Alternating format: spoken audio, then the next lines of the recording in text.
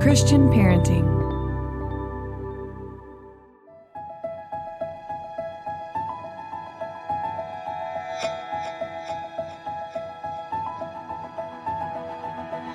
Welcome to the Living Wholehearted podcast. We are Jeff and Terra Mattson, a husband and wife team who is shrinking the integrity gap in our own lives and helping others do the same. I'm a leadership and organizational development coach, and Terra is a licensed marriage and family therapist. We believe that if you have a following, you are a leader, and how you lead matters.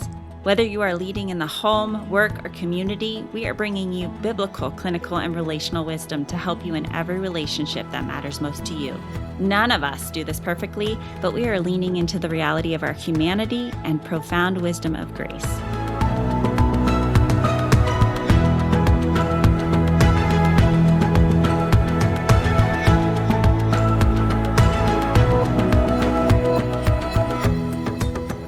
Welcome back to the Living Wholehearted podcast, and I'm excited because I'm just going to have a living room conversation with a dear friend of mine. A year ago, we were setting up. It was literally a week before we were going to be having a large women's conference at Rolling Hills in Tualatin, Oregon, and women were flying in from all over. And I had spent 2 years preparing for this conference. It was called InCourage 2020. Maybe some of you listeners remember, maybe you attended it on the virtual platform in the summer. But as you know, and as experienced in your own life, there was something brewing last year, right? We had inklings of this thing called COVID-19 and had not really grounded myself in the reality of how it might impact my own world, my own ministry. And the week of InCourage, which was March 13th and 14th, we had lots of women who were canceling or saying, we can't come because of COVID. I'm no longer going to travel. We had 40 speakers ready to go who were experts in various areas that women struggle with. And we had an amazing worship team ready to go. And one of those women is Olivia Pothoff. She's my friend and guest today, and we're going to unpack a little bit of what happened in this last year. Olivia, welcome.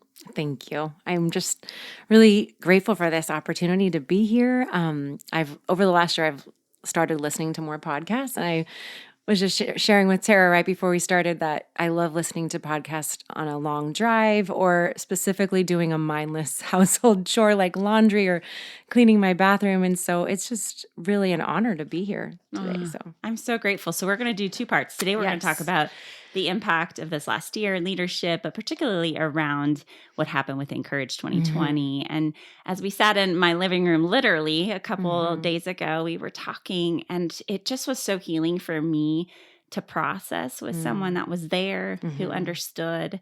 And our hope is that you would maybe get to the inside scoop of what happened on the backside, because I get people asking me all the time what that was like for me, as well as maybe some validation and healing in your own journey as you think of things that you have been leading or had been planning. I mean, from weddings to how it impacted memorials. I mean, it impacted everything. yeah.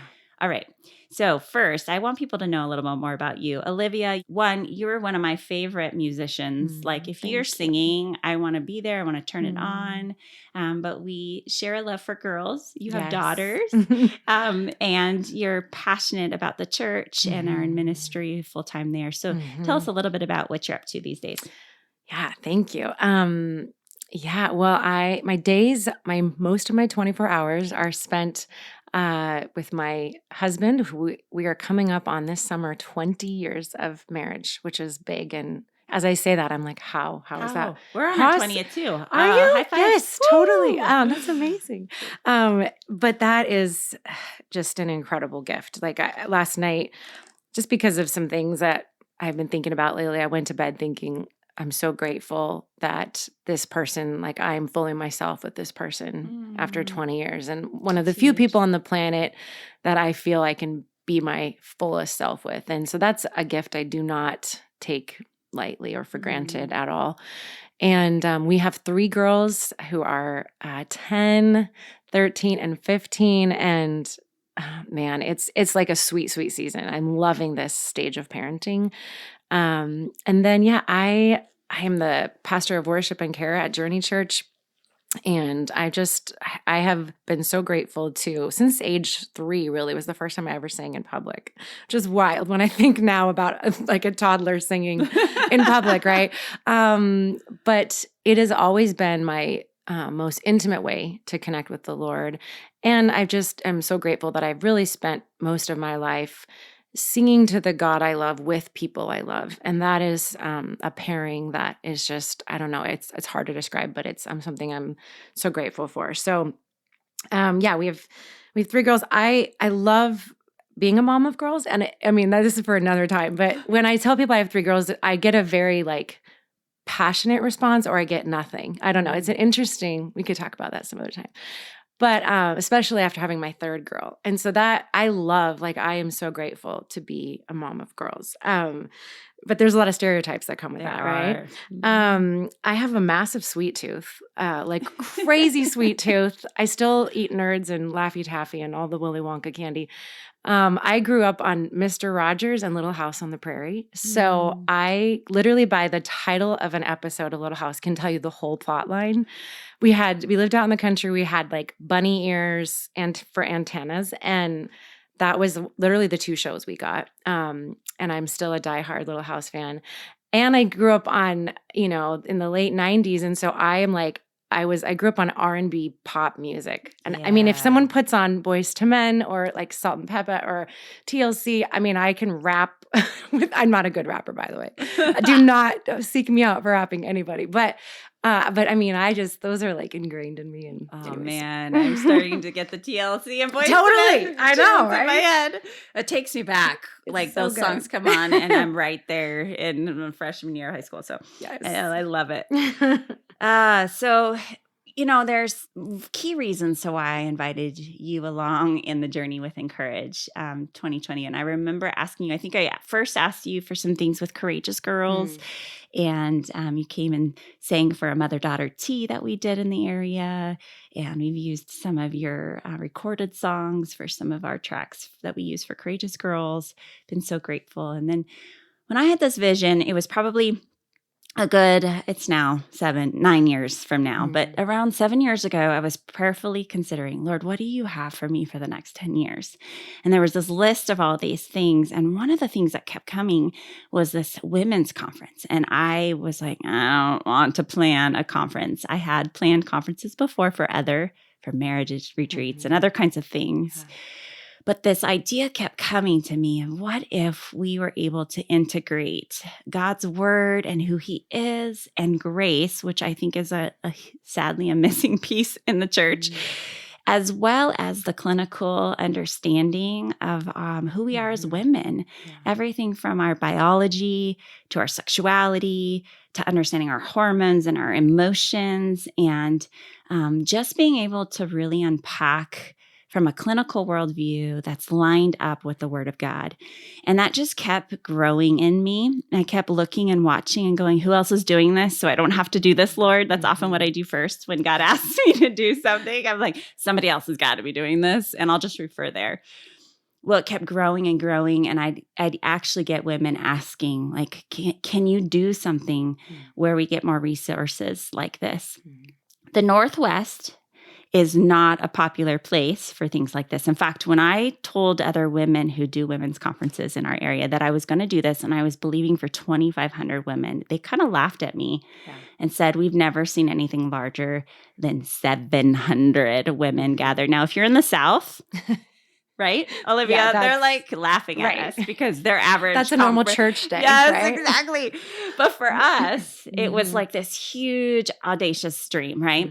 So 2 years prior to March 13th and 14th of 2020, I start writing this book. I've got Courageous Girls going, and it just felt like the timing was now.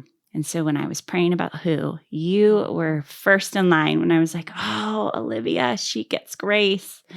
Your music is so powerful and speaks right to the heart. And women, as you were just saying. You've got 3 little ones you're raising. Yes. Yeah. So talk to me about what was happening for you the week that we were leading up to InCourage. What were you excited about this conference? What did you imagine God was going to do? Let's talk about that first before it all went to a screeching halt. Right. Oh my goodness. Yes. Because we are coming up on this anniversary. And so I think we're all doing a lot of reflection. So March 14th is my birthday. And this weekend of that was going to be, InCourage, is like cemented in my mind. I'm sure it is for a lot of people, especially Americans, because that's when things really shut down, especially here in Oregon too. And so I can remember like hours of those 48 hours of those 2 days, the 13th and 14th. And I just started coaching track that week. I was head coach of middle school track. We had 150 kids out. And that Friday, which was the 13th, I just remember saying, I don't know if I'm going to see you again and what's going to happen in the world, but just keep running. And that the 12th, I guess, really was when you had to start making some major decisions. When you woke up, that morning? It was the 12th. The 12th, yeah. Mm-hmm. And so that was a Thursday, and it just felt like every single thing was time sensitive because it was. And, when you have these mandates and orders coming down from way up high, and trying to figure out how to respond. Sometimes we have the luxury in really difficult decisions to have a longer timeline to really, go to the scripture, seek the Lord, fast and pray, do all of the things, right? And then there's other times in life where you are like an EMT, and in this case, like a spiritual EMT, where you're like, I have to stop the bleeding and I don't know how, but I need to do it right now and trust that like visceral gut response of the Holy Spirit, but in your case, there were thousands of people being impacted by these decisions. And I remember that Thursday when things like, all of a sudden the news is like blasting, inboxes are like, going insane. And I thought, I'm not even going to text her because I'm sure her inbox is. I just want to publicly say thank you. It was, and you don't know what you don't know. Like that was literally like day -1 even of COVID. We hadn't even lived through this year. We didn't know.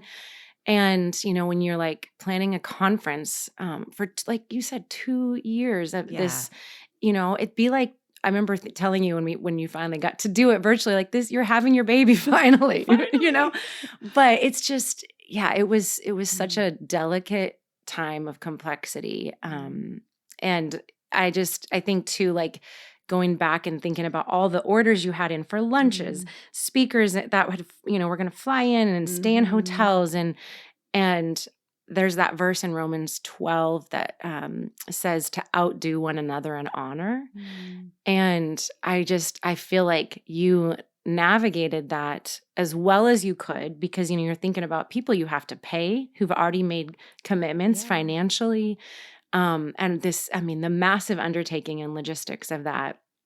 And I guess one of my takeaways now is like worship can be planned. It's great and beautiful. And I've been a part of so many things in my life where you just, you plan every minute and you pray about every single thing and every word is like accounted for, and then there's worship that is spontaneous and that the Lord ends up taking our plans and doing something totally different. And I think, which I'm excited to talk about today, there's some neat things that have come out of the chaos that the Lord has still transformed into worship. So, yeah, I definitely want to get there because that is really in hindsight of any part of our stories, right? When we get further beyond it and we're not bleeding and hemorrhaging like you were talking about, we can actually kind of look and go, okay, what did God do? But before we get there, let me talk about the bleeding and hemorrhaging. Totally. No. So that night before, I was telling you how I was being good. I went to bed early. I never go to bed early, but I went to bed at like 8 p.m. And so at that time, there were rumblings. In the last couple of days, I'd had really honest conversations with a few of the speakers that had been flying in. We had invited Katherine Wolf from Atlanta, who was on high need. She could not fly in light of any of the concerns. And so we had already worked to do a recording for her. She was going to be a virtual part of the conference, but we had navigated that. I had Dr. Sherry Keffert coming in from California, and California was already a little bit further ahead than Oregon in some of their mandates. And so she she and I were going back and forth of, can she do virtual? So I was already having to pivot, that dreaded word all of us are sick of. Totally. But I had already started that. And here's, in hindsight, I was doing way too much, to be honest. I was the keynote. I was the baby birth. I was the mother birthing this. Yes. And I was still like, cleaning the bathrooms. Right. Like I should not have been doing some of that. That's part of my growing in leadership. But that week, there were just a lot of things that I think I didn't want others to have. Nobody knew how to make those decisions, so it had to be me. Nobody wanted to step in as the bride and to be like, we're going to cancel the flowers, right? Right. So that was the hardest part, was people asking me and wanting to honor everyone. Yes. And as a leader, you're thinking about the whole flock, and you've got sheep who are petrified. Right. And then you have others who are like, come on, this is the Lord. Like, Persecution. Yes, he's going to do what he wants to do. Right. And, have courage. And so I'm holding both. Both are courageous to say, no, we've got to cancel. And so before March 12th, I was being courageous to say, we're going to do this unless, we can't. Right. And if only 100 show, that's who we were supposed to do it for. And I would chalk up the costs to everything else. That was what I was thinking. So I went to bed with peace, like, Lord, whoever you'd like to come. I wake up at 6 a.m. I have my amazing quiet time. I am ready. You didn't check your phone before? No. That's a discipline. Well, I've been working on that. That's good. That's thanks impressive. to John Mark Comer. So I go have my quiet time. I am ready for our rehearsal. We're going to set up. I am ready for the fight. Game time. I've been training. And then I go to my phone. Oh, Lordy. I had over 100 texts and emails and voicemails. I couldn't even read them. I just knew. I just automatically went to, I think it was Dr. Michelle Watson's link. She links. I mean, everyone was sending me the link to. Right. It is now illegal to do any larger events in the state of Oregon as of now. And I'm thinking, the conference tomorrow. Right. Couldn't have this happened on Monday? Yeah. So I shake Jeff. Jeff's sawing logs and sleeping in. And I just start weeping, as your partner of 20 years, he sees the most vulnerable side of me. And I'm like a little girl crying and going, I don't know what to do.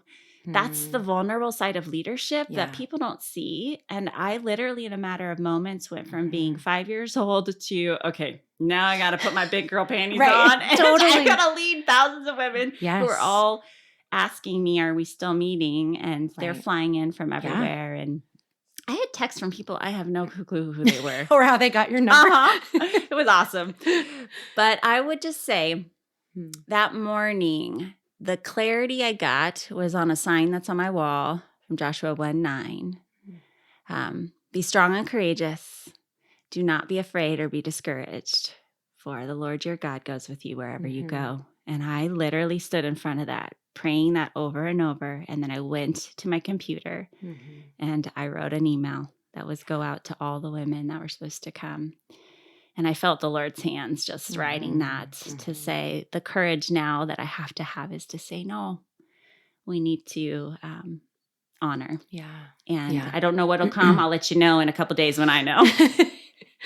Yeah, absolutely. Oh man, there's so many things that are going through my mind as you're sharing.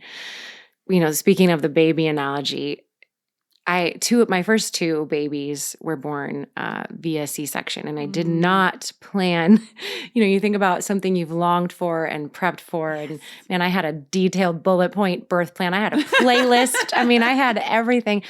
And both of those first two pregnancies and deliveries did not go a thing like I would have hoped for. And then along the way, my third time around, after a miscarriage, we had Aubrey, our youngest, and in that process, the Lord brought this woman into my life, a friend named Sarah Peterson, in case she's listening, and she at the time was a physical trainer, and she out of the blue just asked me if I would want to do some I don't know, healing in these abdominal muscles that have been cut while I was pregnant with my third baby, with the hopes of having a VBAC after 2 C-sections. And so she, for free, did all of this training to try to get these muscles that had been really shot and cut, and just to try to do some stuff to really set me up for potentially having this VBAC that I really was hoping and praying to have for a number of reasons.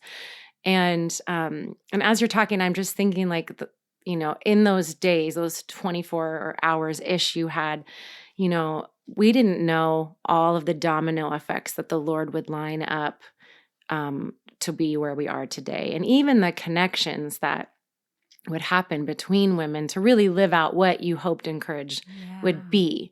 Because it's one thing, to put on a beautiful, amazing conference where everyone leaves inspired. Those are incredible things, and we've been a part of those, and I know that was your hope.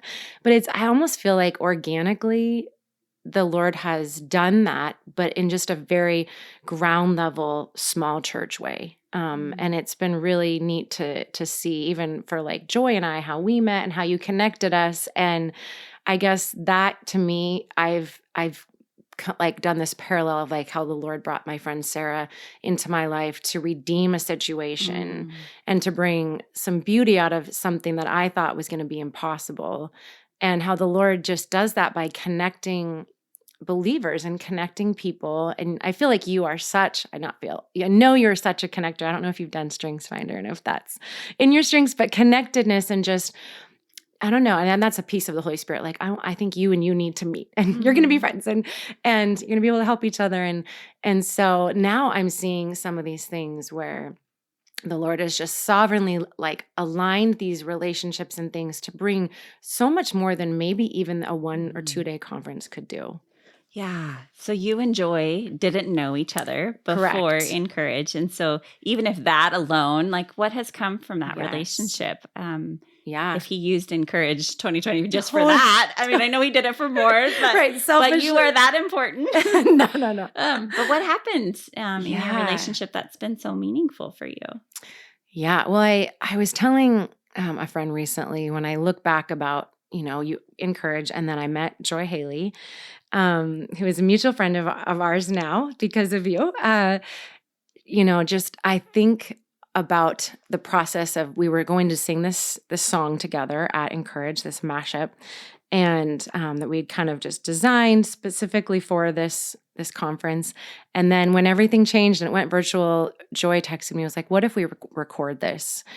And because she listened back to the virtual conference. And so then, we went about the process of doing that, doing it right, doing it well, and bringing in amazing musicians and producer and people. And it's just, I was telling my friend, my only memory of that, because that, we would meet up at different points in 2020 to work on the song and to, do the demo and then record. And my only memory is just literally joy. I mean, Joy, the actual joy with my friend Joy. Because it was, every time we would get together, like, for example, when we were doing the drive-through pickups for InCourage, huge things were happening in the world, like Ahmaud Arbery being murdered. I mean, we're meeting up. Heavy. Yeah. And there are these huge, heavy things going on. And, you see your children going on and on with distance learning. And all, I mean, just you name it. There was so much social, political unrest and heaviness. And when I hear this song now, I just think of, there was no drama. There was no competition. There was no divisiveness. It was truly just two friends with different skin colors coming into a room and making literal harmony with each other. And I'm into Romans 12 today, but there's the passage in Romans 12 that says, as far as it depends on you, if possible, if at all possible, I love how Paul says it, live at peace with one another and live in harmony with one another. And there is this thing that happens that I geek out on in music, where if you are singing like perfectly in harmony with someone else, you actually hear overtones of other octaves basically. Wow. And so, and you can hear it sometimes in a room when just a bunch of people are singing harmony, and it sounds almost like double the voices, and it's just this overtone of sound that isn't even actually there, but you're hearing it. And so to make harmony with my new friend Joy in this time where everything else was just falling apart, I don't know. It literally was like an audible representation of what we were hoping for the kingdom, what we all long for on this earth. Thank you for sharing that. And it, again, is so healing for me. I know there's so many stories like that just God gives me. Sometimes I literally have to ask him, Lord, I need encouragement today because I can't see anything but all the hard, and I'm only hearing all the hard in the line of work I do. And those moments where a story like that comes and you just go, thank you. Those are the good things. And so much did come out of InCourage 2020, which is now called the Courageous Gathering. There's a lot of reasons why we changed the name of it, but it ended up being a virtual gathering. I even rescheduled it as an in-person conference for July. And as July was getting closer, we just knew as things were unraveling, we weren't going to be able to do that, especially in the state of Oregon. And so it became clearer and clearer. And what was so cool about the recording, I had never planned to record that conference. It was going to be a one and done deal. Like I did not feel called to repeat this thing over and over, even though that's what women expect. And so when we recorded this, I kept thinking, oh my goodness, this can outlive this 1 year. And the messages that were woven in that we had all prepared way before a pandemic. And all of these, the social and racial unrest that was happening, all of it was preordained. Like God wove this together from start to finish, from the music to the topics. And the recording of it all was way better than I had ever imagined, thanks to all the connections you gave me as well for our videographer, and then an organization, Insight Media, out of Nashville, who's very experienced with this kind of stuff. And I learned a lot. I'm stubborn, and so sometimes it's only when I'm forced to move outside of what I think it's supposed to be. And we wanted InCourage 2020 to be a transformational conference, not just informational. Yeah. And by all means, our prayers were answered. It was transformational from the start to finish in terms of every one of us serving in that had to trust God for every ounce of what he was going to do with it, as well as women who maybe never would have gone to the conference, listening to it in their own rooms. I got a lot of feedback from women who said, I would have had a really hard time processing some of this harder stuff in a room with a lot of other women, but I was able to do this at my own pace and I could absorb it. And I am living life different than just a 1 weekend conference. And that was the answer prayer, like that this would make shifts in our walk with God and in our identity and in our relationships with one another. So even a shift that was happening for you and Joy was this ripple effect that was happening with every woman. Right. Absolutely. Is there anything else that comes to mind as you think about, in hindsight, in your own journey, just not necessarily even with InCourage, but just looking back? What have you learned of this entire year? Oh my goodness. Beyond InCourage? Yeah, beyond InCourage and part of InCourage, but just when you think of what it's been to lead, to walk with your girls, how you see what God's doing despite all the hard.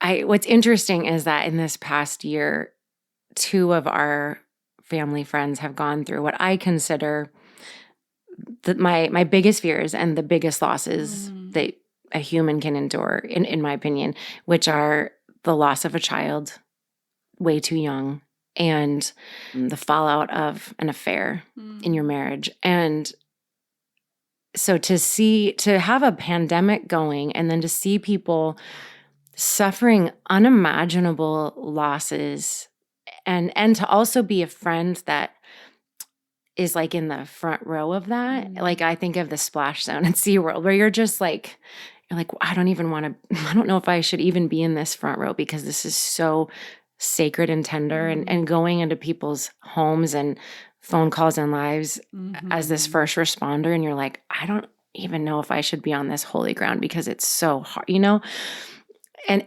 in amidst this lockdown and like, I don't know, there were so many people that died so young. And like the secretary at my kid's school, who has 3 girls the same age as us, we're coming up on a year when she lost her life to cancer. And I could go on and on, but it just, so many things happened simultaneously with this pandemic. And I just, as a friend, as a pastor, you're like, how do I respond, Lord? And it just seemed like wave after wave. Yeah. And then there would be things that would impede, like you want to have a memorial service for a 17-year-old boy who has literally hundreds and hundreds of friends. And how do we do that when we're told we can only have, X amount of people?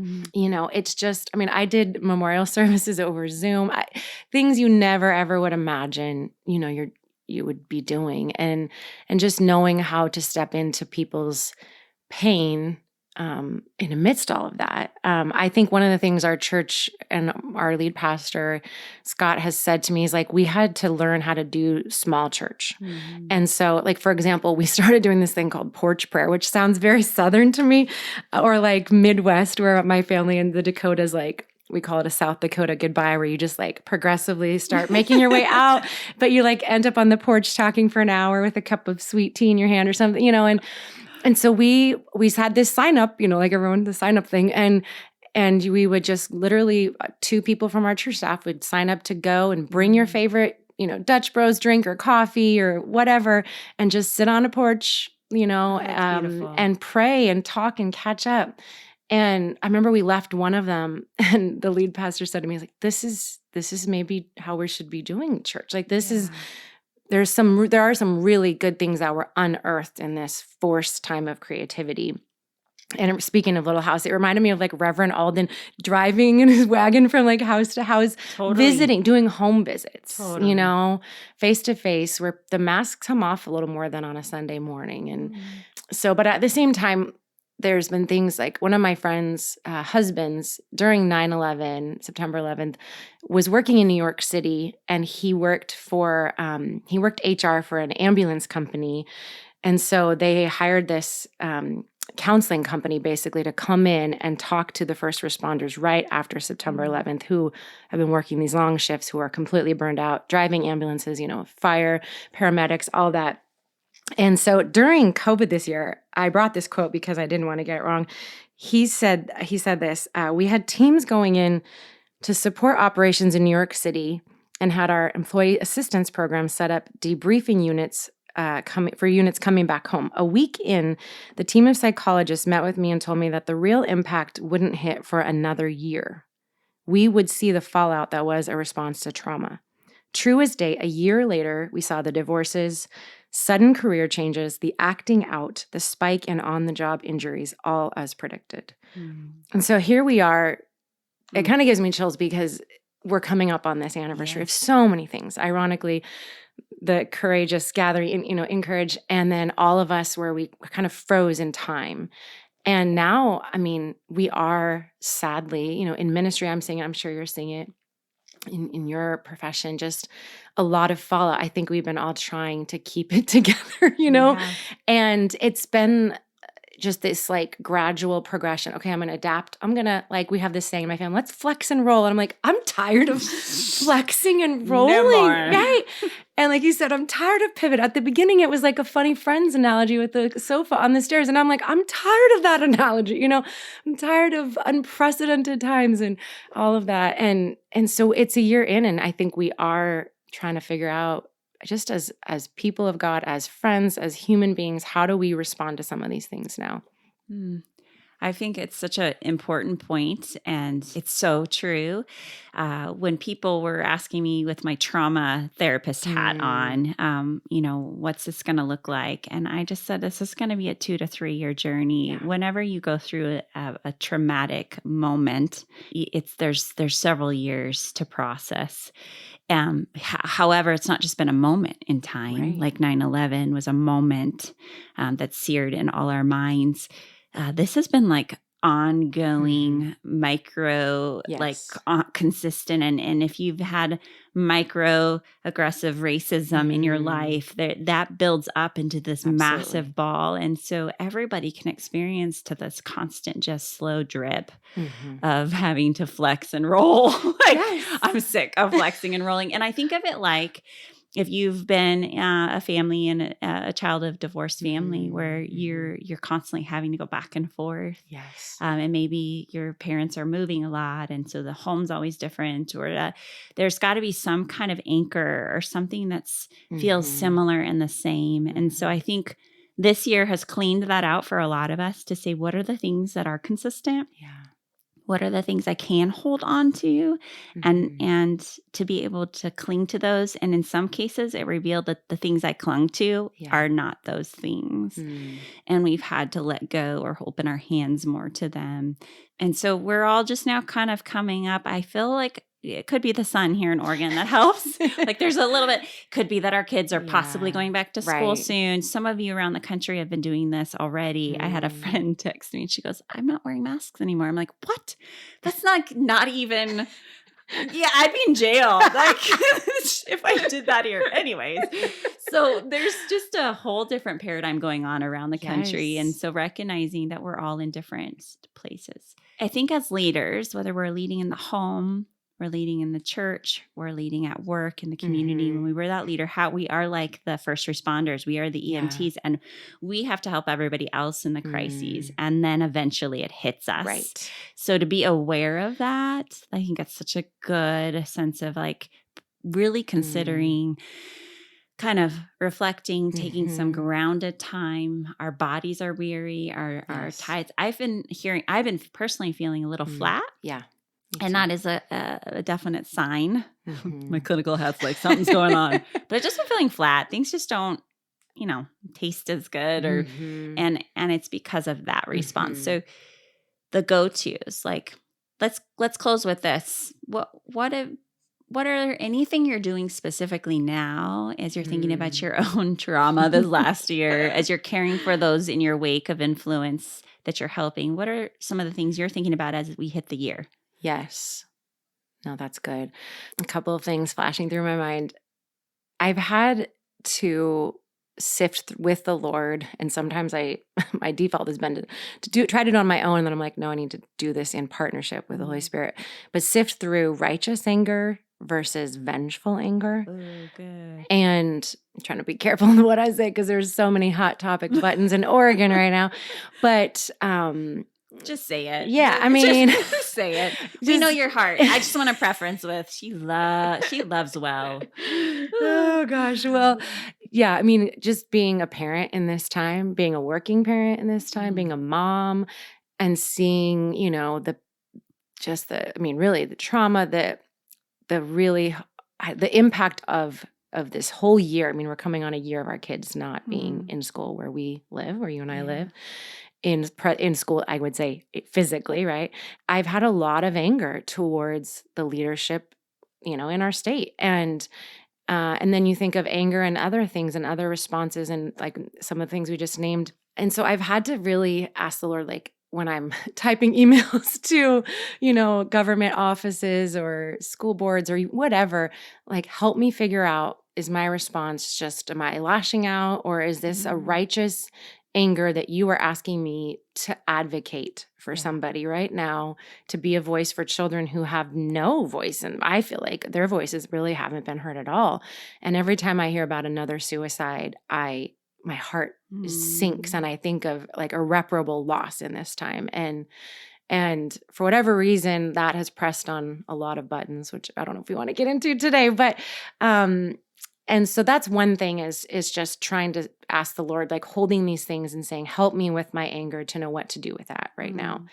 And then another piece, I think, just even that I've been navigating with friends, and I'm sure you can relate to this, is there's been such a, like, all of a sudden there's like a spotlight, a neon highlighter on how do you feel about this subject, and then these divisive responses. Oh, wow. I'm like opinions. And in our family now, I'm saying the whole world is hyper on two because, in Home Alone, when the mom's calling the police office from Paris and that donut scene, the whole thing, I love it. And this police officer's like, some lady sounds kind of hyper on two. But I'm like, we are hyper offended. We are hypercritical as a culture. I mean, I'm speaking on behalf of myself as well. And it's just being perpetuated in every topic right now, it feels like. And so I texted a friend recently who disagrees with me on returning to school in person. And I know that we feel very differently. And she's a really, really dear friend of mine, like so much history, so many roots. And just said, I don't think we have to agree on every single little thing in order to be united in spirit.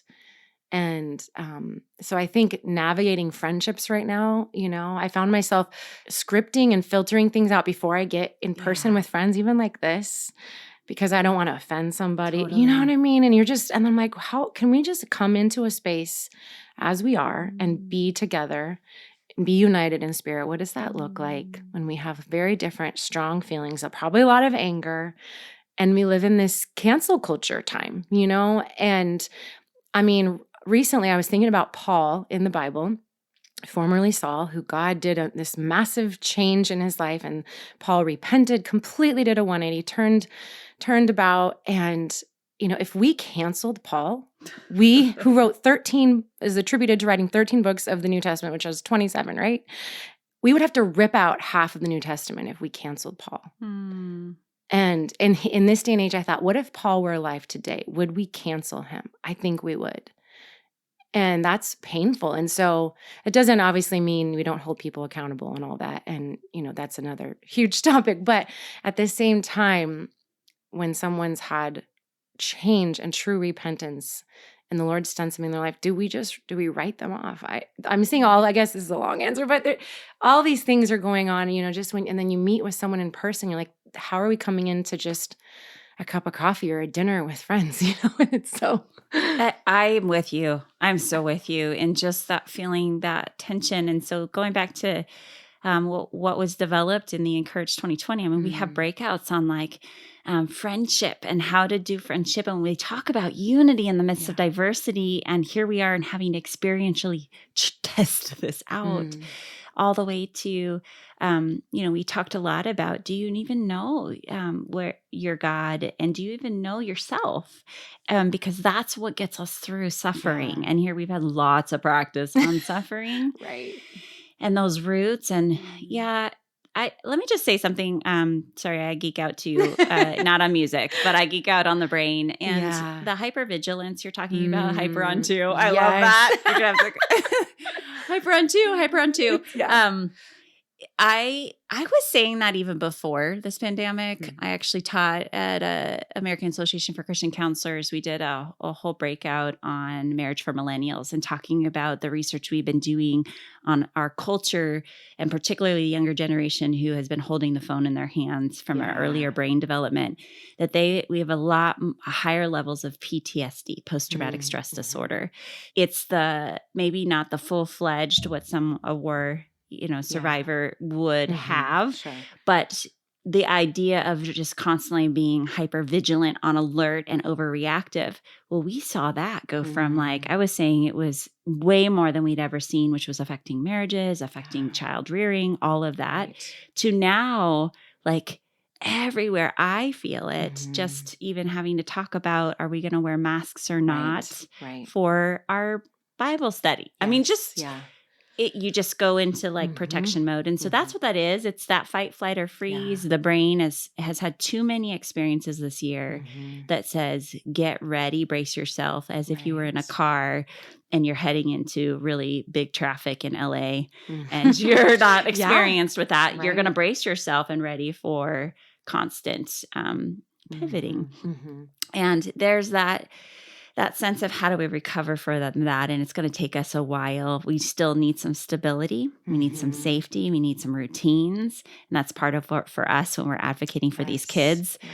We're just saying this has been really difficult because a lot of homes don't have that.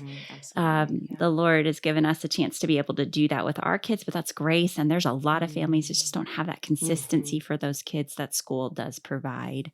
So thinking about a lot of the other aspects, and it's complicated.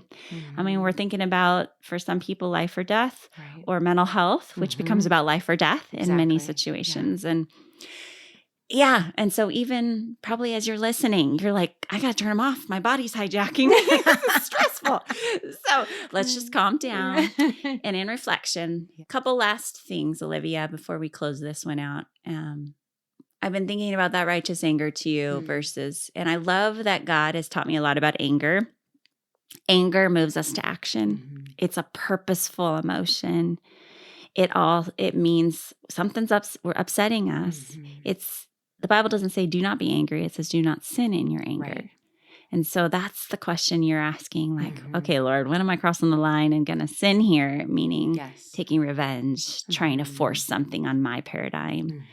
Or where is this compelling me towards action? There's so much that you and I have done in our life because something made us angry and we probably did it. It like pushed us to do something or say something that we normally wouldn't. And so if you're listening, that's a good next step. I just think that's a beautiful place for all of us. With all of us having hypervigilant brains right now, a little bit on the spectrum, maybe with some PTSD, all of this has felt out of the ordinary and traumatic on many levels, some more than others. But to sift through our anger, I have been angry a lot lately, and so I'm going to go do that homework assignment myself. And I imagine myself just making 2 lists, like asking in Psalm 139, search me, Lord, show me what wicked ways are in me and lead me in the way everlasting. So I'm going to look and say, okay, Lord, I'm angry about this. Which category does it fit in? Is this your heart, or is this I feel just injustice on my human plane? And see if I can sort through that. And then maybe the next step would be, now what? Maybe it's a choosing to forgive some of the people that I'm not supposed to be, doing anything with, but I just need to put them in God's lap and say, this is on your plate. And to choose places I can be in unity with, and to have grace. Like everyone's in the same boat here, or the same storm, maybe in different boats. But, right. Because I know that analogy can I was like, break down. So before we close, what would be a word of encouragement you would want to offer to listeners? And then I think I'll give a little bit of a spiel for Courageous Gathering and where it's at. Yes. Oh, no, I'm just nodding in agreement with what you just shared about like the search me and know me, because it's interesting. We started this last year during Lent, this whole pandemic, right? And here we are a year later right now. And if you don't know what Lent is, it's this season of 40-ish days that lead up to Easter, this journey towards a slow progression towards the Passion Week, the suffering of Christ, and then the resurrection. And it's been telling my kids, like, believers, followers of Jesus have been practicing this for thousands of years now. And it's this time, Lent is a time of, like you said, examination, search me, like David said, God, know me, literally like open up my heart and do some surgery. And it's this time of like really deep reflection. And so it's interesting we are coming back to that. We're in it right now. And that's a painful process. That can be a really hard process. And so I think like some things I like preach to myself is like nothing surprises the Lord. And if I had to pick one word for Jesus this past year, it would be wonderful counselor, because like nothing is a surprise to him.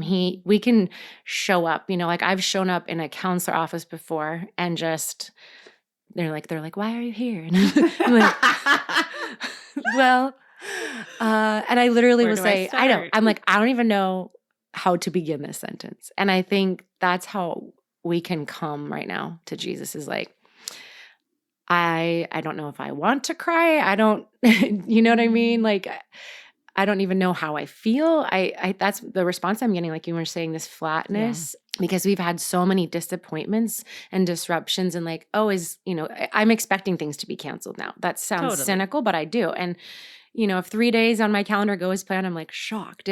But that over time, like you said, this slow drip can really erode some things. And so to just show up to this wonderful counselor, some versions say extraordinary strategist, mighty God, like that, and just to be like, I'm here.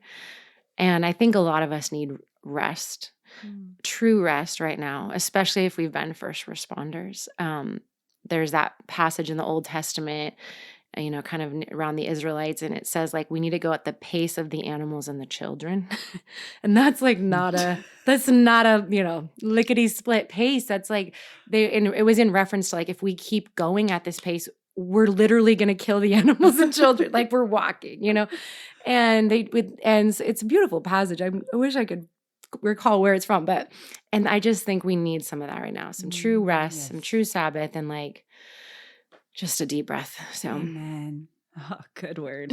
Good word. So wherever you're at in this journey, we've got something for you in this courageous gathering, which we were talking about. And now it's recorded. You can actually still access it. And what we did was we packaged it as a conference to go. It's built for a small group. So if you in your community are able to actually gather still, you can watch it together. There's 4 sessions. You'll see amazing music by Olivia Pothoff and Joy Haley and their incredible worship team. You can find that at Living Wholehearted store, and you can download the whole package, or you can actually go in and get different breakout sessions. So there's 40 amazing breakouts that address every issue that's maybe specific to you. And even though you might be a male, you actually, I think, would benefit from some of those breakouts. We've heard many men be like, I wish we could have, this could have been advertised to us. We focused in on women and women's needs, but there's things on marriage. We know marriages are struggling right now. A lot of how to work through big emotions. Oh my goodness. Can you relate to that anywhere with children, teens, and yourself? There's all kinds of things on body image issues and friendship and unity and diversity and racism. I mean, anything, you can go find a breakout for that. So go visit. I'll have all that information in our bio notes. And if someone wants to find you, Olivia, where can they reach out, find your music, or follow you? Yes, thank you. You can download it on Amazon or on iTunes or Apple Music, or you can stream it on Spotify or on whatever you like to listen to music, any digital platform you can find it. I love it. We'll have that in there. So thank you for being with us. If you liked what you heard, make sure you share this with someone, subscribe to our podcast, and if we're really lucky, you can go leave a review, because what we know is that helps others to find the Living Wholehearted podcast and the resources that we're providing for you. So thank you. I hope you have a good day, and we look forward to seeing you next week. Not seeing you, being with you.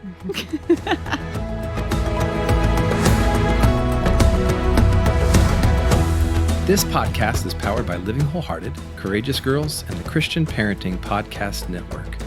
Thank you for joining us in this critical movement of shrinking our integrity gaps between what we preach and live.